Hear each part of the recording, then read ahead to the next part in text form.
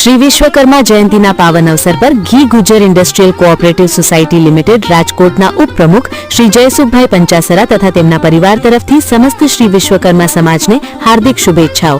जय श्री विश्वकर्मा।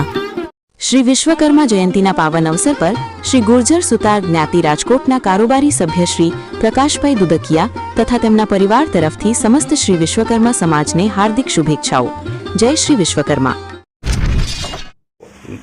તમે કીધું ને હમણાં કે સફળ થાવ તો સફળ કોણ થઈ શકે એના માટેનું એણે લખ્યું હતું બાળેજા સાહેબે કે સફળ થવા માટે તો પહેલા ઈચ્છા કે મહત્વાકાંક્ષા એ બે હોય।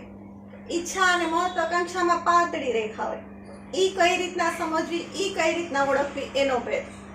ઈચ્છા રાખો પણ ઈચ્છાને એટલી બળવાન ન બનાવો કે મહત્વાકાંક્ષા આપણી એના ઉપર મહત્વાકાંક્ષા ઉપર હાવી થઈ જાય કે નિશાન મોટું રાખવાનું કે નિશાન મોટું રાખવાનું પણ નિશાન ચૂકવાનું નહીં।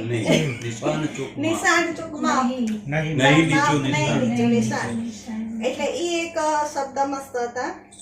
અને સફળ થવા માટે શું કરવું તો કે કેના જેવું બનવું। આપણે શરૂઆત તો બધા સફળ થાય જ નહીં ને। શરૂઆતમાં તો બધાને કંઈક નાના એકમથી જ ચાલુ થાય। તો એને જલબિંદુનું સ્વરૂપ કીધું હતું કે જલબિંદુ જેવા બની। તો જલબિંદુ પહેલા કેટલા ઉપરથી પડે, નાના નાના જલબિંદુ ભેગા થાય ત્યારે વરસાદ બને। એ વરસાદ જમીન ઉપર જે પથ્થરો તોડે, ઝરણા બને, પછી નદી બને, નદીમાંથી પછી આગળ વધતા એ સાગરમાં ભળે ત્યારે એ એક એનું રૂપ લઈ લે ને। તો સફળતાનું કંઈક આવું જ છે કે થોડીક ધીરજ પણ જોઈ અને સફળ થાય ત્યાં સફળ થવા માટે આપણે જેમ પાણીને અવરોધ આવે પણ એ અવરોધમાંથી નહીં માર્ગ કરી લે।